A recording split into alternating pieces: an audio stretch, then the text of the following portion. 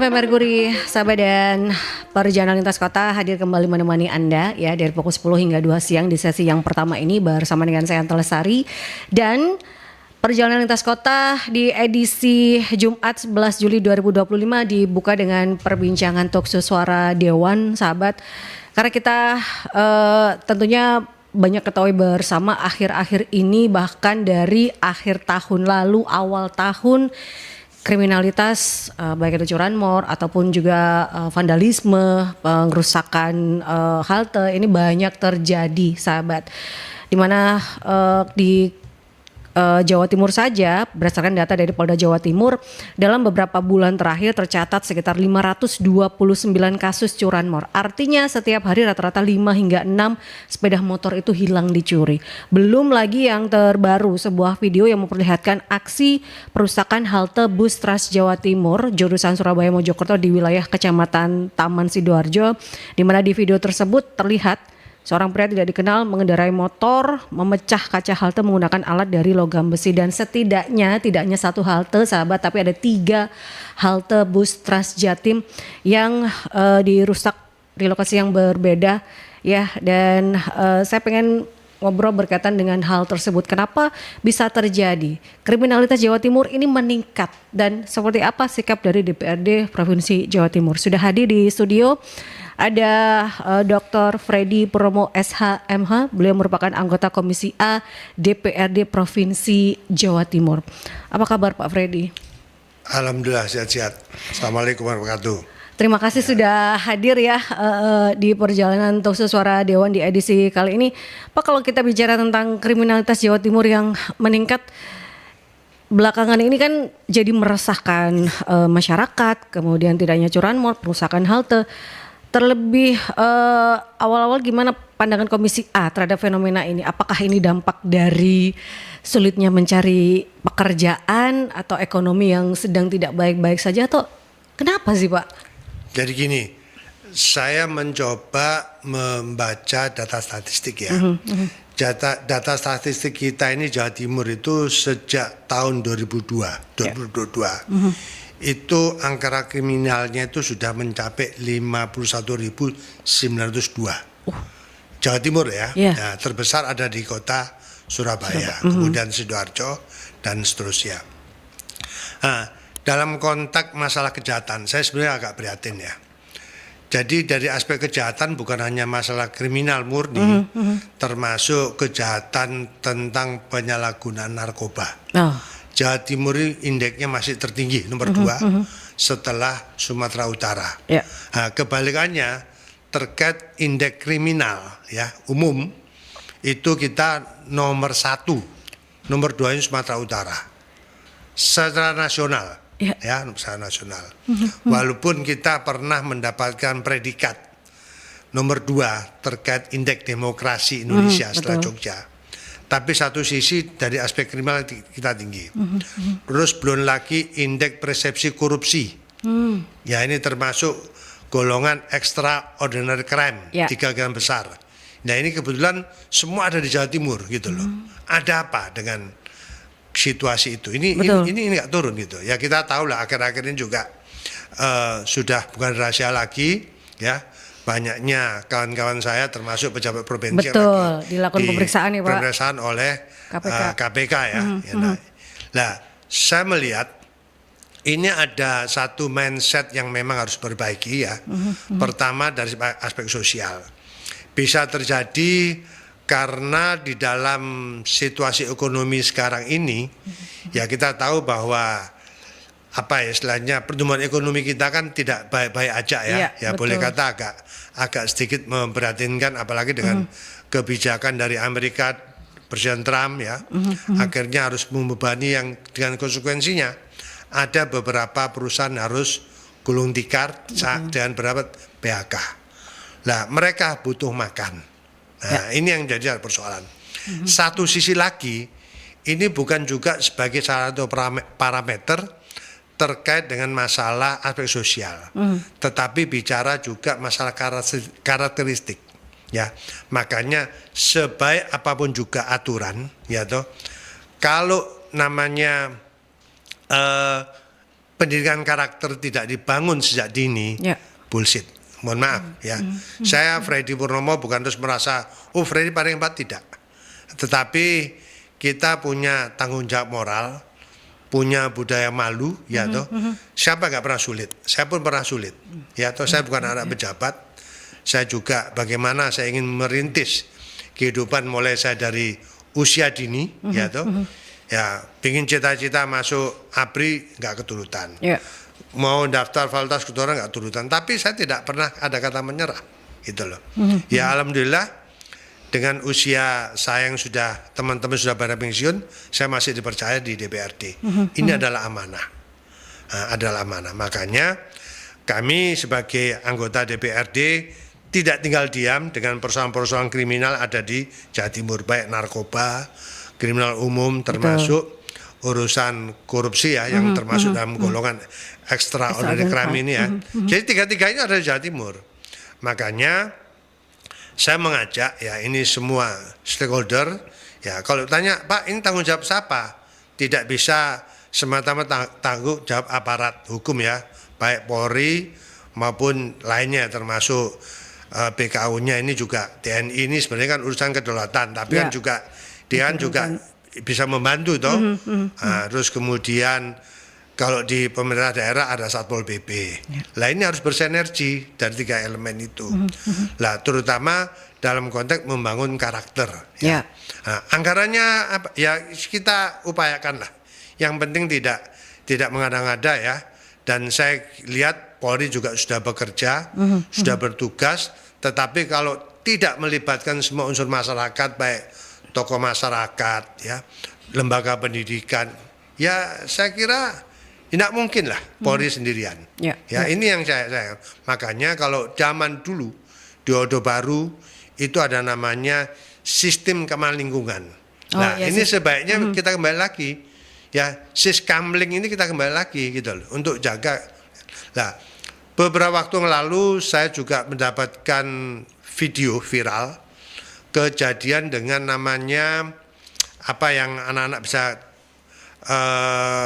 truk-truk sepeda motor itu begal. Nah kemarin saya dengar nggak tahu itu berita lama atau apa di daerah Rungkut Jemur. Begal akhirnya ketangkap oleh masyarakat, akhirnya dihakimi oleh masyarakat. Ya itu gregetan. Iya betul. Ya cara menghakimi kan juga tidak boleh, tapi sudah keterlaluan karena begal-begal ini sudah meresahkan juga. Iya meresahkan dan juga tidak punya rasa perikemanusiaan. Kalau masyarakat marah ya sudah. Nah makanya model-model siskamling, terus koordinasi lintas sektoral ya, terutama dengan jajaran Polri ini harus intent ya. Kalau level bawah itu ada namanya Bambit Kaptimnas, Babinsa ini intent gitu. Intinya gitu Mbak. Jadi kita di DPRD sekali lagi sebagai bagian dari pemerintah kami tinggal diam ya. Kita tetap kolaborasi dengan aparat-aparat terkait ya, baik Polri, TNI maupun aparat lainnya termasuk yang ada di jajaran kami sendiri ya Satpol PP ini juga. Tadi Pak Freddy mengatakan berkaitan dengan karakteristik. Nah, ada kan mengatakan bahwa pendidikan itu bisa paling tidak merubah mindset dan juga membuat karakteristik karakter seseorang itu lebih baik lagi. Tapi kan kalau kita bicara extraordinary crime ini banyak orang berpendidikan juga nih Pak. Jadi seperti apa? Apakah benar pendidikan bisa mengubah mindset dan karakteristik dari seseorang? Kalau kita bicara kriminal umum itu juga ada yang mengatakan atau banyak yang mengatakan berhubungan dengan pendidikan yang rendah. Nah kita balik lagi ke pendidikan yang apakah bisa hal itu terjadi kalau kita bicara tentang, kita sedikit ke arah tersebut ya sahabat. Karena kalau kita bicara 3 kriminal tersebut yang dikatakan oleh Pak Freddy, kriminal umum, banyak orang mengatakan itu kan orang-orang yang berpendidikan rendah. Kemudian penyalahgunaan narkoba juga berhubungan dengan hal tersebut, ekonomi gitu kan. Kemudian terus kalau kita bicara tentang extraordinary crime, ini kan banyak dilakukan orang-orang dengan pendidikan tinggi nih Pak. Berarti tingkat pendidikan tidak membuat orang tidak melakukan kriminalitas atau seperti apa Pak? Jadi gini, ada 2 aspek ya. Dari faktor pendidikan itu juga ada hal ya. Saya melihat sekarang saya juga sebagai seorang tenaga pendidik ya, mengajar di salah satu perguruan tinggi swasta di Kota Surabaya. Saya melihat bahwa kita sebagai seorang pendidik tidak kurang-kurang menyampaikan terutama kaitan dengan masalah disiplin ilmu yang kami ajarkan. Nah, termasuk kami selipkan namanya pendidikan karakter. Tetapi secara fisik saya tidak melihat lagi sekarang ini ya. Kalau dulu zaman saya masih SD, SMP, SMA itu masih aktif di pramuka, ya. Terus ya dulu itu nggak ada fasilitas seperti sekarang ya. Semua itu pokoknya kita ini bisa mencapai apa yang menjadi cita-cita kita yang ya tentunya dengan jalan yang baik gitu. Terus kemudian saya menginjak di mahasiswa yang dulu cita-cita ingin masuk ABRI nggak keturutan, akhirnya setelah saya mahasiswa saya bergabung di resimen mahasiswa. Saya merasakan bagaimana pendidikan karakter yang saya terima. Terus kemudian ada namanya pendidikan pedoman penghayatan Pancasila, ya toh P4 itu sebagai bagian ideologi ya. Ya tentunya untuk masa-masa tertentu hal gini masih perlu. Nah kadang-kadang saya merasakan di elit-elit pendidikan merasa dia sudah memiliki gelar doktor, guru besar, seolah-olah dia orang paling hebat. Tidak, itu oknum ya. Nah, tetapi saya merasakan apa yang dididik oleh para guru saya pada waktu itu. Ya, saya bersyukur alhamdulillah motivasi ini sangat tinggi sekali yang saya sampaikan. Bahkan kalau saya meraih prestasi, indeks prestasi dalam pendidikan, tidak mudah. Saya dulu tentamen. Yang penting itu kita lulus. Terus tidak mikir ongkomu piro, lulus. Bagaimana sulitnya kita ini mendapatkan angka untuk kelulusan ya. Tapi sekarang ini saya nggak tahu ya apa yang melatar belakangi semua itu dengan mudah sekarang mendapatkan. Terus yang kedua, perguruan tinggi sekarang kan diminta sebagai badan hukum ya yang mandiri ya, perguruan tinggi negeri itu sendiri. Akhirnya mereka berlomba untuk mencari sebanyak mungkin mahasiswa baru. Lah kemudian saya tahu bahwa walaupun saya mencari sebanyak mungkin mahasiswa baru, pendidikan karakter tetap diselipkan, tetapi secara fisik memang saya lihat sekarang tidak ada. Terus yang kedua, setelah anak-anak kita ini lulus mendapatkan gelar sarjana, itu yang menjadi problematika. Mereka tidak disiapkan istilahnya untuk terjun ke dunia pekerjaan. Ya, memang kesulitan. Saya juga agak prihatin. Sekolahnya hebat, gelarnya hebat, masuknya nggak sesuai dengan kompetensi yang saya sedih gitu. Itu yang masih ada aktivitas. Yang nggak ada aktivitas atau kerjaan banyak, Mbak. Ya, betul. Ini yang mereka akhirnya apa ya? Kalau saya baca itu agak kalat. Seharusnya nggak boleh toh. Mereka juga berharap punya masa depan. Dia juga berharap nanti akan berumah tangga. Ini akhirnya menjadi jalan pintas. Lah, terus kemudian dalam proses memasuki lapangan pekerjaan kan tidak semudah zaman masa dulu ya, sangat ketat sekarang. Tetapi masih ada juga yang lolos ya. Nah, yang paling saya agak prihatin sekarang ini adalah dalam dunia politik. Nah, padahal semangat reformasi ini salah satunya adalah KKN, kolusi, korupsi, nepotisme. Tetapi apa yang terjadi? Ya saya mohon maaf, bukan saya itu ngeklaim. Saya jadi politisi DPR tidak harus ujuk jadi. Saya berangkat sejak muda senang organisasi. Saya pernah di OSIS, saya pernah menjabat ketua senat mahasiswa, saya pernah menjabat ketua badan pengawas mahasiswa, pernah komandan resimen mahasiswa kesatuan, pernah jadi kepala staf member. Saya berproses gitu loh. Tapi apa yang terjadi sekarang toh? Nah, karena dengan berbagai lobby, dengan berbagai pendekatan, mereka tahu-tahu dipaksa untuk menduduki salah satu jabatan di politik. Zaman saya nggak ada, Mbak. Saya dulu melalui proses kaderisasi. Kalau di pemerintah itu ada namanya pola karir, proses gitu loh. Ini yang saya agak prihatin. Makanya banyak anak-anak muda yang prestasi di bangku kuliah itu akhirnya cenderung ya frustasi ya. Nah mereka berupaya, ya ini yang saya sedih kalau dia sudah lebih mengutamakan kepentingan mengabdi dalam konteks disiplin ilmunya untuk pekerjaannya, mendingan aku keluar gitu loh. Dari nah kan ini kasihan ya. Makanya saya sampaikan beberapa teman-teman ini harus diperhatikan ya. bukan hanya bicara pemerintah yang efisiensi, tetapi bagaimana makna untuk mendidik anak kita dalam masalah karakteristik. Makanya saya bilang, kenapa Singapura maju? Kenapa Malaysia lebih maju dari Indonesia? Ya, terus di negara maju kenapa? Dia lupa bahwa negara itu butuh nama warga negara dalam konteks bela negara. Lah, bela negara kita ini kan masih semu. Betul. Sekarang bagaimana di Singapura? Ya walaupun negara kecil loh ya, usia remaja sampai bilang dewasa dia wajib. Betul. Untuk bela negara, masuk wamil. Nah, kita enggak. Nah, makanya saya bilang dalam konteks efisiensi anggaran sekarang ini saya lebih setuju pada pendidikan karakter. Dalam konteks bela negara itu yang saya utamakan. Nah, di situ yang memang jadi tercatat digembleng untuk bagaimana mereka bisa mandiri, cinta tanah air, dan kemudian dia bisa bertanggung jawab dalam konteks sederhana pada lingkungannya mereka masing-masing, keluarga, termasuk lingkungan rumah tangga. Nah, ini aspek kepedulian yang harus kita jaga gitu loh. Karakteristik ini yang harus memang dibangun ya kalau kita bicara tentang angka kriminalitas supaya paling tidak menurunkan hal tersebut, tidak hanya kriminal umum, penyalahgunaan narkoba ataupun juga extraordinary crime ini. Karena kalau kita bicara karakteristik ini kan juga sangat penting gitu ya, bagaimana anak-anak bisa fighting spiritnya itu tinggi, semuanya tidak didapatkan dengan instan, harus ada usaha keras untuk mencapai sebuah mimpi tersebut ya sahabat. Saya nanti akan juga menanyakan, karena kita akan ke jeda iklan terlebih dahulu, berkaitan dengan bagaimana pengawasan. Apakah ini juga berkaitan dengan lemahnya pengawasan yang ada sehingga kriminalitas menjadi meningkat, seperti apa? Tetap stay tune di perbincangan Talkshow Suara Dewan, karena kita sedang membahas berkaitan dengan kriminalitas Jatim meningkat, apa sikap DPRD Jatim. Anda bisa bergabung di line telepon 5620096 atau di WhatsApp call dan juga WhatsApp Messengers di 0817300096. Kita ke jeda iklan terlebih dahulu, sahabat.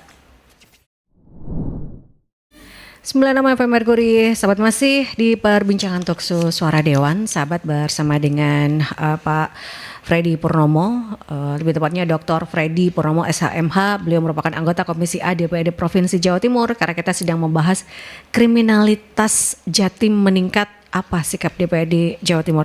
Tadi sebelum jeda iklan saya juga sempat ngobrol di jeda iklan ya, berkaitan dengan apakah kriminalitas meningkat ini akibat lemahnya pengawasan atau seperti apa Pak Freddy? Jadi kalau dari aspek pengawasan sudah cukup kuat ya. Ada namanya pengawasan internal itu siapa? APIP ya. Aparat pengawasan internal pemerintah juga sudah jalan. Ada namanya inspektorat ya. Kalau di pemerintah ya, saya kira hampir instansi pemerintah semua sama. Baik di instansi Polri, TNI semua sama. Nah, persoalannya itu tadi, apakah aparat sudah bekerja? Sudah. Nah, sudah. Tetapi tidak harus bisa dibebankan pada aparat-aparat penegak hukum ya. Baik Polri, termasuk TNI yang punya program teritorial di Babinsa. Nah, terus yang lebih penting lagi itu tadi, kalau menurut saya itu adalah pendidikan karakter. Nah, terkait pengawasan sudah sangat kuat. Terus apalagi dengan sekarang ini istilahnya ada kebebasan informasi publik. Kalau kita bicara tentang kebijakan pemerintah, sudah. Siapa yang tidak bisa mendapat informasi tentang kebijakan pemerintah? Nah, ini dari sisi extraordinary crime ya, korupsi misalkan gitu. Sudah. Tapi kok masih ada ya? Yaitu tadi saya bilang, ini harus ada komitmen ya. Sekali lagi bukan karena saya ini senior, umur sudah, bukan. Di mana-mana sejak zaman jahiliyah kejahatan itu ada. Ya. Tapi bagaimana kerasnya penindakan pada waktu itu ya. Kalau saya lihat di zamannya Raja John kedua ya, di UK, di sana adalah negara monarki. Kejahatan ini sama dengan zaman Rasulullah dulu. Kamu mencuri dipotong tangannya.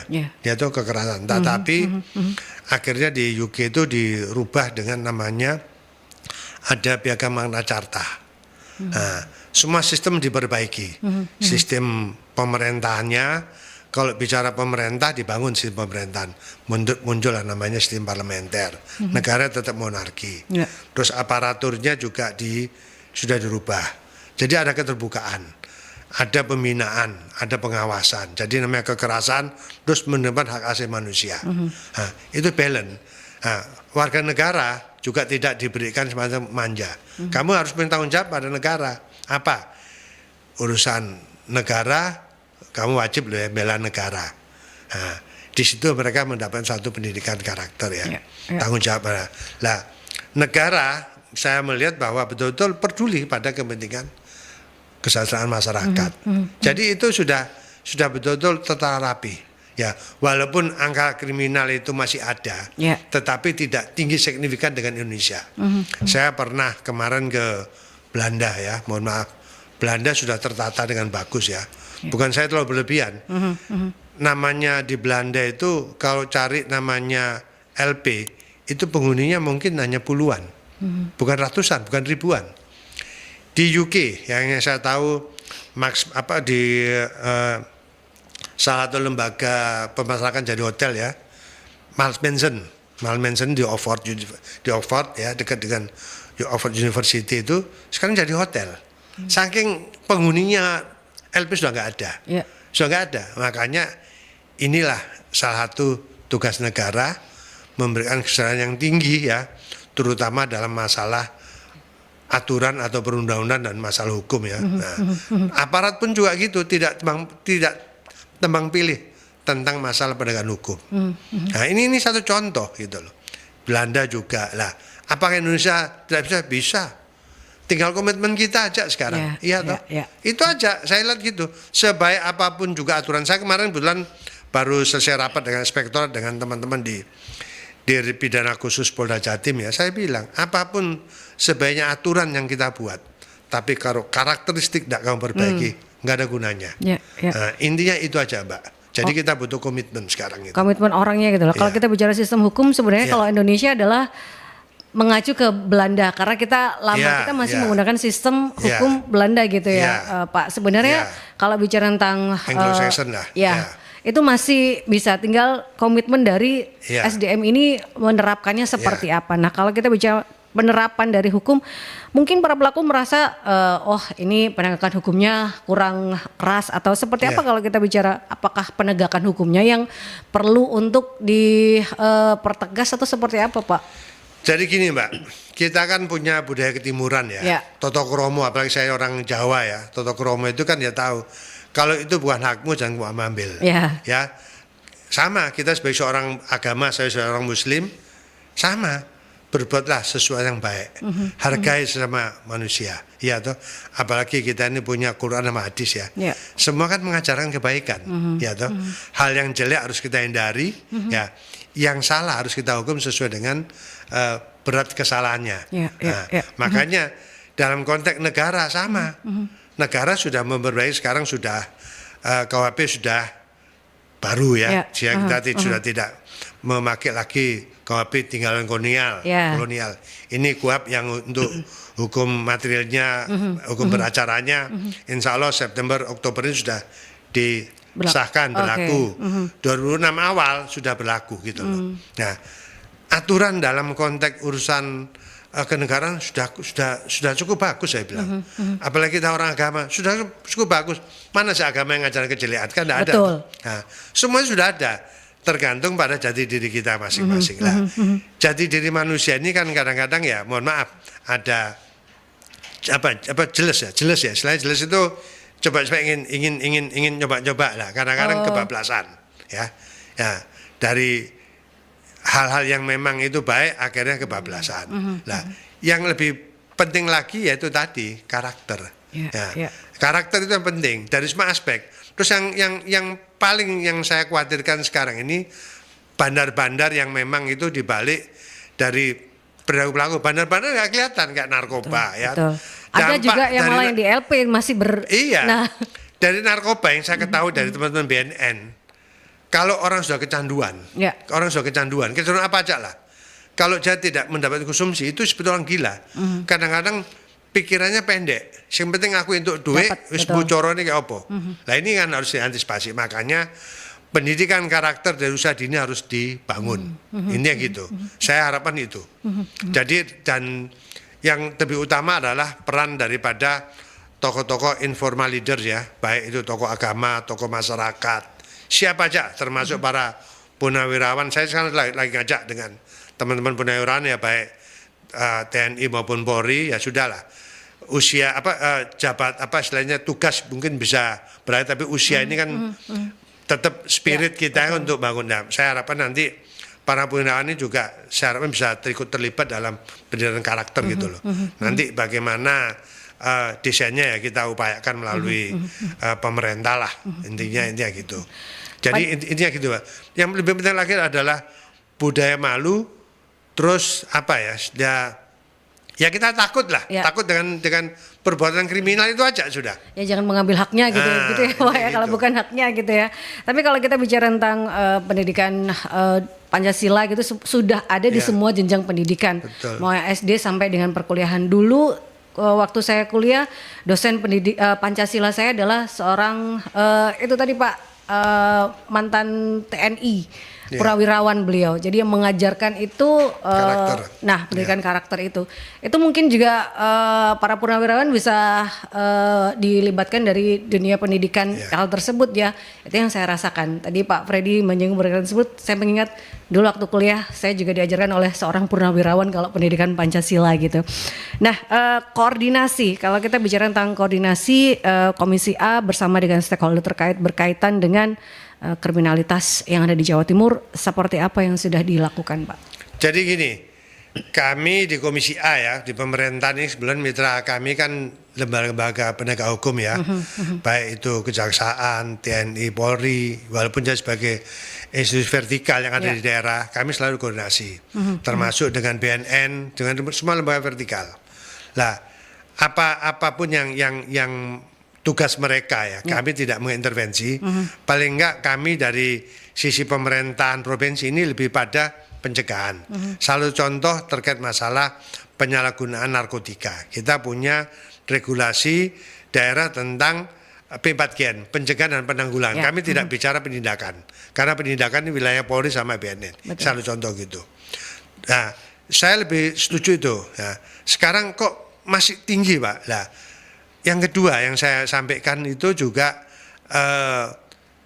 kadang-kadang orang ini coba-coba dari viral media sekarang, medsos. Mohon maaf. Medsos kan sekarang begitu. Betul, anak sekarang FOMO istilahnya, takut ketinggalan yang tren. Beberapa waktu lalu kan saya pernah diundang oleh Mercury Mercury kaitannya dengan masalah judi online. Betul. Ya, terus penjol. Lah sekarang korbannya makin tambah di sana. Lah kalau dia sudah kehabisan duit atau spekulasi untuk cari rezeki yang nggak keturutan, dampaknya apa? Kan kriminal toh. Nah ini pemerintah atau negara harus hadir. Nah, termasuk tokoh-tokoh informal leaders harus hadir gitu loh. Harus hadir. Makanya Komisi A DPRD ini mulai zaman kami dulu, kami tidak pernah berhenti untuk koordinasi, ya toh. Maka kami turun ke beberapa daerah, termasuk kalau ada kegiatan yang kami lakukan bersama dengan stakeholder desa segala kan juga kami intens untuk kami lakukan. Oleh karenanya sebenarnya pemerintah sudah nggak kurang-kurang ada program paralegal, ya toh. Paralegal ini lebih mengedepankan pencegahan daripada penindakan dalam konteks ada persoalan hukum yang ada di tingkat desa. Itu sudah kita bekali semua. Ya, tugas APH itu apa? Nah, tentu penindakan. Nah, pencegahan apa? Ya aparat sipil. Itu sebenarnya sudah maksimal. Kenapa masih belum tuntas? Malah trennya makin tinggi. Nah, makanya jangan ada kata menyerah. Jangan ada kata berhenti.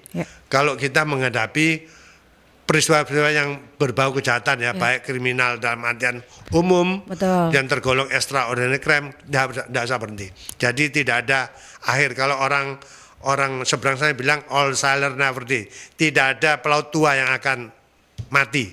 Yang ada tetap berjuang kita untuk menghadapi kejahatan-kejahatan ini ya. Oleh karena ini saya juga mengharapkan teman-teman kami di elit politik sudahlah, bicara politik itu kepentingan, tetapi bicara negara, menyelamatkan masa depan anak bangsa itu jauh lebih penting untuk menjaga keutuhan daripada rumah besar kita, negara Kesatuan Republik Indonesia. Itu ya saya kira itu, Mbak. Ada nilai kemanusiaan di dalamnya itu ya, sahabat. Ini ada yang masuk melalui WhatsApp Messenger, Pak Freddy, dari Pak Tony terkait curanmor nih Pak. Terutama di kota Surabaya yang kasusnya banyak dan motornya banyak ditemukan di tanah seberang. Ya, tidak menyebut nanti agak sara gitu ya. Bagaimana teman-teman DPRD Provinsi Jawa Timur menilai koordinasi antar wilayah tentang kejahatan lintas daerah? Sudah cukup atau masih kurang banyak ya Pak? Jadi gini, sebenarnya saya nggak usah nyebut ya satu daerah, memang itu betul. Sejak dulu ya. Saya ini pernah bersama teman saya seorang purnawirawan TNI, pangkatnya ya bintang 2 pada waktu itu, iseng-iseng. Kadang-kadang mereka tuh macak sebagai orang yang ya apa ya, tapi di balik macaknya itu penuh dengan kemunafikan. Saya temukan pada waktu itu di rumahnya belakang termasuk banyak peredaran kendaraan. Itu peristiwa 10 tahun yang lalu ya, berapa tahun yang lalu ya gitu. Makanya figur-figur harus kita antisipasi. Satu hal lagi, apakah Polri tidak hadir? Hadir. Teman saya dulu dari KP3, saya nggak usah sebut sudah meninggal, ya. Itu teman depan rumah saya. Pada waktu Polri melakukan satu penyidikan ya, penyelidikan daripada kasus curanmor, ya. Begitu penyelidik lengah, langsung dicucuk sama apa namanya?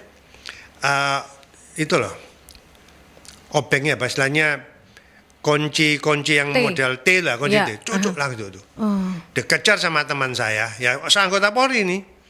Nah, mungkin dia sudah lebih siap ya, lebih siap itu. Apa yang terjadi? Teman saya kepalanya kena paving, dipukul paving, pecah batok kepala.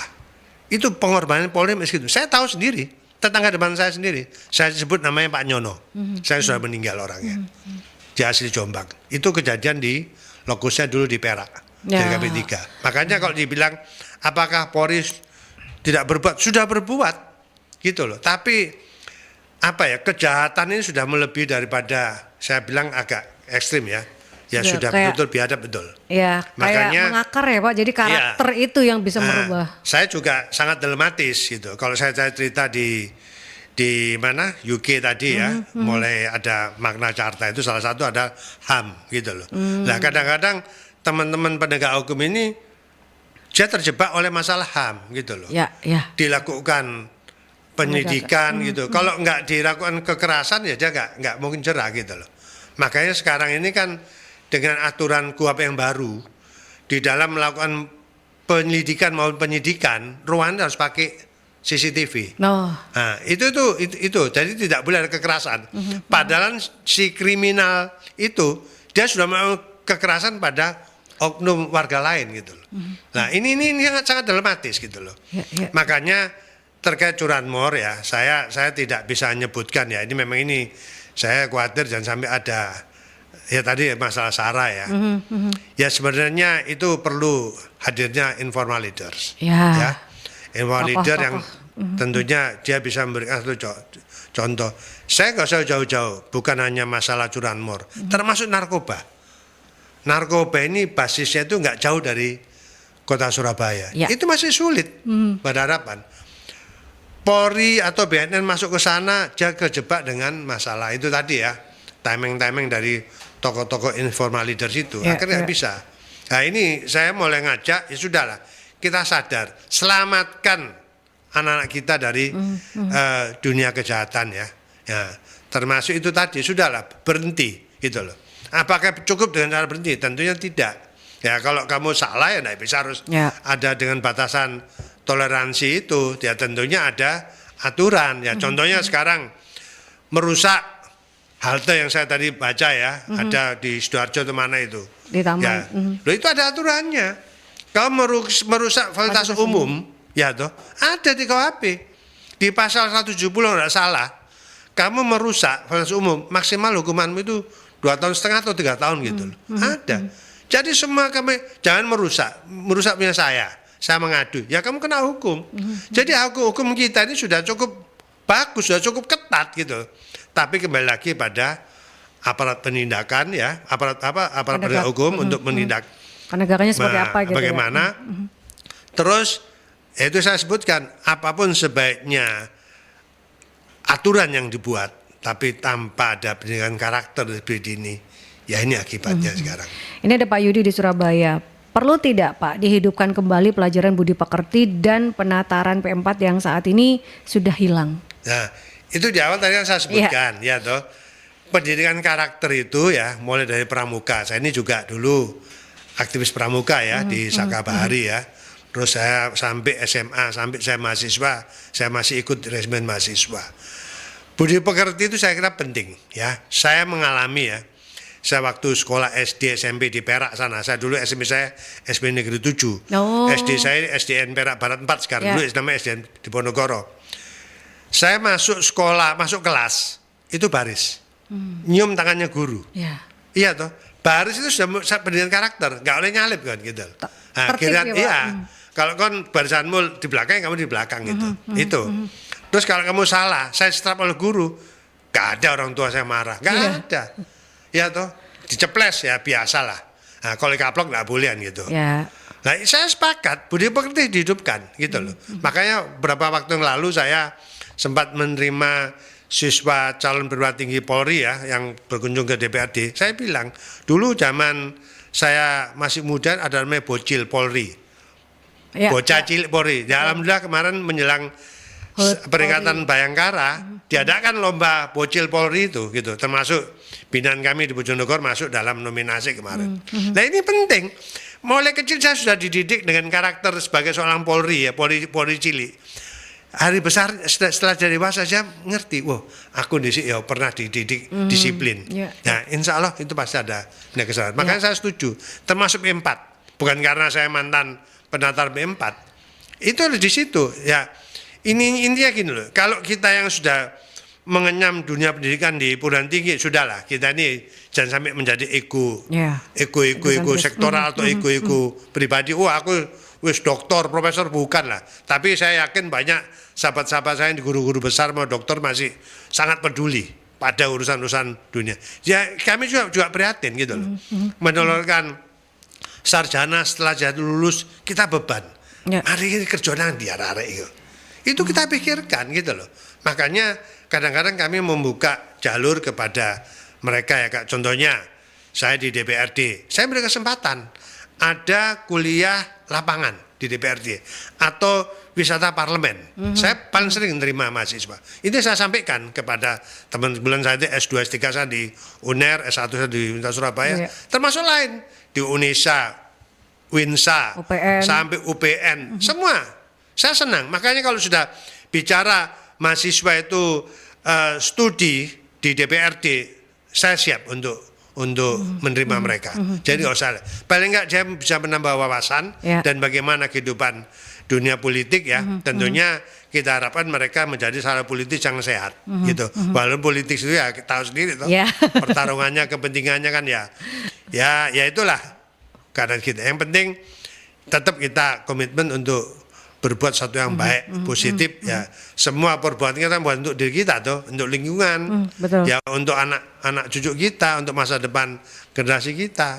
Saya kira itu, Mbak. Kalau bicara kriminalitas ya bicara tentang karakteristik dari orang tersebut gitu ya, sahabat. Kita ke jeda iklan terlebih dahulu. Untuk Anda yang sudah bergabung melalui WhatsApp Messengers, kita tahan terlebih dahulu ya, sahabat. Kita ke jeda iklan berikut ini. 96 FM Merguri, sahabat masih di perbincangan Talk Show Suara Dewan bersama dengan Dr. Freddy Purnomo SHMH, anggota Komisi A DPRD Provinsi Jawa Timur. Kita membahas kriminalitas Jatim meningkat, apa sikap DPRD Jatim. Ini ada yang masuk kembali, Pak Freddy, ada dari Ibu Rida. Angka kriminal di Jawa Timur itu meningkat, tapi anggaran keamanan daerah tetap stagnan. Bagaimana teman-teman Dewan melihat hal ini? Sebenarnya apa yang menjadi prioritasnya sih Pak? Jadi sekali lagi ya, memang ini sangat kompleks. Kalau saya bicara masalah kriminalitas di Jawa Timur sangat kompleks. Tidak bisa kita menjustis, oh ini anggaran kurang, anggaran cukup. Ya. Saya kira di dalam konteks ya ini urusan keamanan kan urusannya negara, bukan kami gitu loh. Kami lebih pada, tapi kan tidak bisa tinggal diam. Ya. Makanya sinergitas antara aparat pemerintah daerah dengan aparat negara yang ada di daerah ini tetap harus kolaborasi. Nah, dia sudah punya peta ya, peta-peta kemudian sudah tahu semua. Nah, tetapi kok masih tinggi? Makanya saya bilang, berapapun ditambahkan anggaran, berapapun ditambahkan namanya personil keamanan, kalau masyarakatnya itu tidak bersinergi ya dengan apa istilahnya tokoh-tokoh masyarakat, ya sama aja, gitu. Betul. Pemerintah ini sebenarnya negara ini sudah maksimal. Saya bukan dalam artian berlebihan kepada aparat negara, tidak ya, tapi fakta. Ya memang ada keteledoran, ya, tapi relatif kecil. Tetapi ada oknum yang kadang-kadang nyeleneh, iya, kita akui. Oknum ya bukan institusi ya, tapi kecil gitu loh. Makanya kita ini punya budaya malu ya, budaya malu, dan punya budaya takut. Takut bukan takut apa ya? Takut dalam artian untuk takut berbuat jahat. Itu aja. Nah, kembali lagi ke masalah tadi sebutkan anggaran ada, aparat ada, kok masih tinggi ya? Nah itu saya bilang itu. Keterlibatan informal leader itu penting. Terus kedua atau berikutnya oknum aparat ya kadang-kadang yang membuat itu sudahlah. Kalau ada oknum aparat yang nyeleneh ya toh, ya sudah laporkan aja. Di Polri ada propam. Nggak apa-apa, yang penting ada fakta hukum yang mereka bisa dipakai sebagai barang bukti atau alat bukti. Itu aja gitu. Toh sekarang atasan langsung dari institusi Polri contohnya juga diambil tindakan dari beberapa kasus, tapi ya itu tadi itu oknum ya, oknum yang berbuat jahat ojo ditiru ya toh. Tetapi institusi negara yang sudah banyak berbuat pada kepentingan masyarakat itu yang perlu dihormati dan dihargai. Makanya sekecil apapun kalau memang itu ada satu tindakan kriminal, enggak apa-apa diinformasikan. Toh sekarang ini hampir semua kecamatan sudah ada namanya polsek. Ya toh, hampir semua kecamatan ada adanya kantor kecamatan. Di desa ada namanya balai desa. Di situ ada namanya Babin Kaptipnas, ada Babinsa. Nah ini harus sinergikan. Nah memang saya akui kalau sampai tingkat level paling bawah ini memang ya angka kekayaan dalam biaya untuk operasional yang relatif kecil. Jadi harus kita pikirkan. Makanya saya sudah wanti-wanti pada teman-teman kita ini, sudahlah angka kebocoran dari APBD ini sudah dihindari lah, sudahlah. Ya kita ini apa ya, memang siapa yang tidak tergiur dengan anggaran sudah besar ya. Nah, makanya kemarin saya waktu di rapat dengan inspektorat maupun dengan Dir Pidana Khusus Polda Jatim itu saya sampaikan dalam konteks anggaran ada. Nah, ada batas-batas yang tidak rasional yang harus ditindak. Ada batas rasional yang tidak ditindak. Ya itu. Ya adalah di dalam konteks misalkan ada undang-undang yang ngatur tentang masalah administrasi pemerintahan. Kalau itu menimbulkan kerugian, ya bukan menjadi kepentingan pribadi, ya bukan penyalahgunaan wewenang, timbul kerugian, ya atasan harus bertanggung jawab. Itulah namanya batas toleransi. Tetapi kalau sudah itu dilakukan dengan penyalahgunaan wewenang karena jabatan, apakah gratifikasi, apakah memang bahasanya nyentit duit uang negara atau pemerintah, ya harus ditindak. Nah itu harus dihindari. Makanya uji kompetensi itu harus ketat. Saya nggak kurang-kurang sudah nyampe pada pemerintah. Kurang apa? Pada waktu mereka menjabat sudah lakukan uji kompetensi, psikotes macam-macam gitu loh. Nah, makanya objektivitas di dalam rekrutmen itu penting, termasuk di aparat penegak hukum. Nah, apalagi sekarang pemerintah contohnya, kan aparat penegak hukum kan kemarin viralnya kan bukan hanya apa istilah no viral no justice ya, yang peristiwa siapa dulu yang yang kecelakaan di pengadilan negeri, kasus pengadilan negeri akhirnya harus gitu toh. Harus kita membuat kegiatan sahabat Sera kasusnya Sera. Ya, pengadilan waktu itu. Nah sekarang sudah dinaikkan itu. Itu salah satu. Makanya ya sudah. Saya pikir butuh kesadaran kita itu aja, butuh kesadaran. Intinya itu Mbak. Terus yang lebih penting lagi yaitu tadi kita sebagai aparat pemerintah maupun aparat negara, termasuk saya sebagai publik, ya mendepankan pada fungsinya masing-masing, bukan pada kepentingan saya pribadi, gitu loh. Ya intinya itu aja Mbak. Tapi kepentingan umum yang utama. Iya. Ini ada pertanyaan lagi dari Pak Ahmad di Sidoarjo. Ada data yang mengatakan rumah sakit jiwa Menur itu banyak anak-anak dan para remaja yang menjadi korban judi online maupun pinjaman online. Iya. Kemudian dengan kondisi seperti ini apa langkah dari Dewan terutama DPRD Jawa Timur ya Pak? Kan ini juga merupakan hal rawan kriminalitas. Iya. Jadi gini, memang benar ya. Dulu pernah kita diskusi juga masalah judi online sama Pinjaman online. pinjaman online ya. Kami di DPRD sudah menyiapkan tentang regulasi ya dalam konteks bukannya regulasi aja ini, karena regulasi ini menjadi salah satu bagian payung hukum nanti kalau kita melakukan satu langkah-langkah preventif atau reprensif itu sudah ada payung hukumnya, makanya ini harus kita selamatkan ya, insya Allah dalam waktu yang penting sekarang ini negara harus hadir dalam arti apa, bagaimana sekarang dengan bebasnya media begitu mudahnya mengakses ke situs-situs online ini sebisa mungkin jadi blokir gitu loh. Tapi blokir satu muncul lagi, blokir satu ini betul. Nah, makanya saya katakan ya dalam konteks untuk kebijakan anggaran ya. Kalau negara sudah jelas pendidikan itu 20% dari total, terus kesalahan 10%. Ini dimaksimalkan. Terus termasuk kemarin yang hubungannya dengan urusan masyarakat pinggiran ya, yang stunting itu ya, itu juga menjadi bagian. Nah, kalau dilihat dari semua aspek memang sangat kompleks Mbak, mohon maaf ya, angka kriminal tinggi, angka stunting juga masih tinggi loh ya. Makanya ini dibentukkan komitmen bersama ya, penyelenggara negara, pemerintah, termasuk kami yang ada di provinsi ini, itu butuh komitmen sudah hindari interest kepentingan pribadi, itu aja saya harapkan gitu loh. Ya intinya ini itu apapun itu aparat penegak hukum, apapun kami yang ada di DPR sebagai menentukan kebijakan regulasi maupun kegiatan anggaran segalanya harus betul-betul dilakukan sesuai dengan koridor aturan yang sebenarnya dan tujuan yang dimaksimalkan itu. Jangan sampai ada bocoran. Karena terus terang aja angka bocoran kita masih tinggi loh ya. Mohon maaf, saya kemarin sampaikan. Ini hasil penelitian teman-teman dari bukan tinggi yang saya sebutkan. Angka kebocoran dari APBD, ya APBD, saya nggak usah nyebutkan mana. Itu antara 40-60%. Tinggi. Itu yang bocor Pak? Iya yang bocor, gitu loh. Makanya saya juga nggak tahu hasil audit BPK dari apa samplingnya gitu. Kalau kita mau jujur ya masih tinggi. Gitu loh. Nah, ini harus dihindari gitu loh. Kalau ini terus tetap gini, ya sudahlah, Indonesia ini menjadi negara miskin, saya bilang. Miskin segalanya. Ya, miskin moral. Betul. Miskin kesejahteraan, kayak kita ini katanya sebagai negara pendidikan. Makanya ini dibutuhkan komitmen tinggi. Komitmen tinggi sudah, jangan mikir masalah Pak Freddy ini DPR sudah penghasilan, enggak lah. Saya tahu lah. Ya toh. Ini seandainya gitu loh, bukan terus merasa saya paling hebat, tidak lah. Tapi ini butuh komitmen.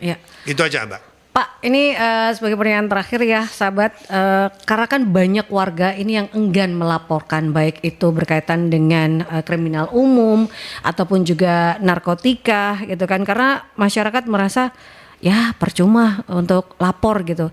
Apakah langkah DPRD untuk mendorong dalam hal ini adalah membangun kembali kepercayaan masyarakat tidak hanya terhadap aparat penegak hukum tapi juga di sistem hukumnya Pak? Ya, jadi gini, saya pun pernah mengalami ya, jangan masalah, saya pribadi pernah mengalami. Rumah saya itu pernah digarung, itu sudah sekian tahun lalu. Saya harus lapor ke salah satu institusi. Ya, tetapi diterima memang, tapi tidak ada tindakan tegas yang dilakukan. Diterima gitu, ya saya menyadari. Tapi akhirnya saya harus melangkah yang lebih tinggi, ya. Akhirnya baru dapat respon. Nah, hal gini tidak harus terjadi, ya makanya saya berharap kepada seluruh aparatur penegak hukum ya, baik aparatur keamanan yang ada di daerah, termasuk ada di sektor-sektor semua daerah, ini harus kooperatif, proaktif.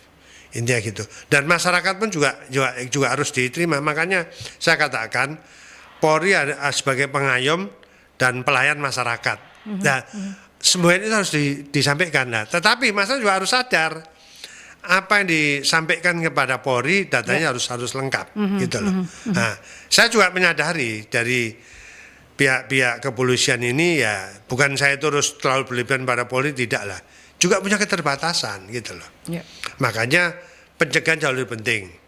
Nah, saya juga mengajak ya, ini bicara yang sudah terbuka ya, saya sebagai wakil rakyat ya, kalau yang tadi kejadian ada peristiwa wegah lapor polisi, ya sudah sampaikan aja pada DPRD, biar DPRD nanti teruskan ke jajaran terkait. Nggak apa-apa, ya toh, sampaikan aja. Apa yang penting ada fakta atau barang bukti atau peristiwanya segala apa ya. Nah, memang dalam konteks penanganan kasus kriminal harus cepat, jangan sampai istilahnya kedaluarsa. Kalau kedaluarsa juga akan menyulitkan semua pihak. Nah, intinya gitu. Saya terima kasih ya. Intinya sekali lagi, kami sebagai anggota DPR juga tidak menutup diri ya laporan publik, termasuk di kritik pun saya enggak gitu. Tetapi juga harus menyadari saya juga sebagai manusia biasa ya, gitu, punya keterbatasan, tapi saya tetap akan komit sesuai dengan tupoksi saya ya. Saya juga dengan teman-teman jajaran Polda, dengan BNN, dengan TNI, Kodam ya, alhamdulillah koordinasinya cukup bagus ya, cukup lancar ya, kita saling mengisi, saling mengingatkan. Nah, saya kira itu, Mbak. Baik, Pak Freddy, sebagai closing statement di perbincangan kita siang kali ini, apa yang ingin disampaikan untuk masyarakat Jawa Timur dan juga sahabat-sahabat Merkuri, seperti apa Pak berkaitan dengan tema kita? Ya, baik. Yang penting kita ini di dalam menghadapi angka kriminalitas yang tinggi, pertama adalah kewaspadaan pada lingkungan kita. Nah, kewaspadaan pada lingkungan kita, ya kita harus peka ya, bukan terus ada orang lewat nggak kenal curiga, tidak. Tapi kewaspadaan penting. Terus yang berikut tentunya punya kepedulian, kepedulian pada lingkungan. Misalkan ada satu peristiwa, jangan tinggal diam. Nah, yang ketiga yang saya harapkan adalah keterlibatan semua elemen masyarakat, termasuk tokoh masyarakat, tokoh agama, ya terutama dalam hal menjaga lingkungan. Yang terakhir, yang keempat yang saya harapkan, kita tetap harus bersinergi ya dengan semua aparat, baik aparat pemerintah daerah, aparat hukum ya, Polri, TNI Polri maupun Satpol PP, sampaikan gitu. Ya, terus terang aja, saya mohon maaf kalau memang di dalam konteks pelayanan yang selama ini di DPRD tidak maksimal, itu tadi. Ya, karena keterbatasan kami juga, tetapi tidak ada satupun yang tidak kita tindak lanjuti. Asalkan semua itu mempunyai aspek rasionalitas. Sekali lagi, saya terima kasih dan saya himbau kepada semua ya, untuk mengantisipasi, hendaknya nilai koordinasi harus kita lakukan secara intensitas, dan saya mengetahui sendiri bukan karena saya anggota DPRD, namanya Babin Kapolres itu rutin ya, kalau pagi siang itu kadang kontrol ke pos-pos komplek perumahan.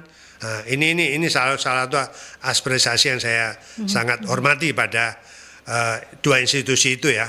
Nah, sekali lagi yang saya harapkan, kalau memang dalam situasi yang memang dianggap memang ini sudah darurat, ya sudah, hidupkan lagi namanya siskamling. Sudah, kita harus betul jaga siskamling itu. Jadi kepekaan, kewaspadaan ya, terus istilahnya kepedulian pada lingkungan, ini penting ya. Jangan punya jiwa apatis. Intinya itu aja, Mbak. Terima kasih. Kepekaan, kewaspadaan, dan juga tentunya ada keterlibatan kita sebagai warga masyarakat itu ya, sahabat. Yang penting kalau kita bicara tentang menurunkan angka kriminalitas di Jawa Timur yang akhir-akhir ini meningkat. Jadi memang dibutuhkan kerjasama semua pihak, sahabat, baik itu untuk pendidikan karakter anak itu ya, yang harus mulai ditanamkan sedini mungkin. Terima kasih Pak Freddy, Dr. Freddy Purnomo SHMH, anggota Komisi A DPRD Provinsi Jawa Timur, sudah membahas banyak hal, sudah ngobrol terkait dengan kriminalitas Jatim meningkat, apa sikap DPRD Jawa Timur. Sahabat, dan untuk Anda yang tertinggal, Anda bisa menyaksikan kembali di YouTube channelnya Merkuri di Radio Merkuri 96. Akhirnya saya harus menutup perbincangan Talkshow Suara Dewan di edisi Jumat 11 Juli 2025. Ketemu lagi di perbincangan Talkshow Suara Dewan berikutnya, sahabat ya.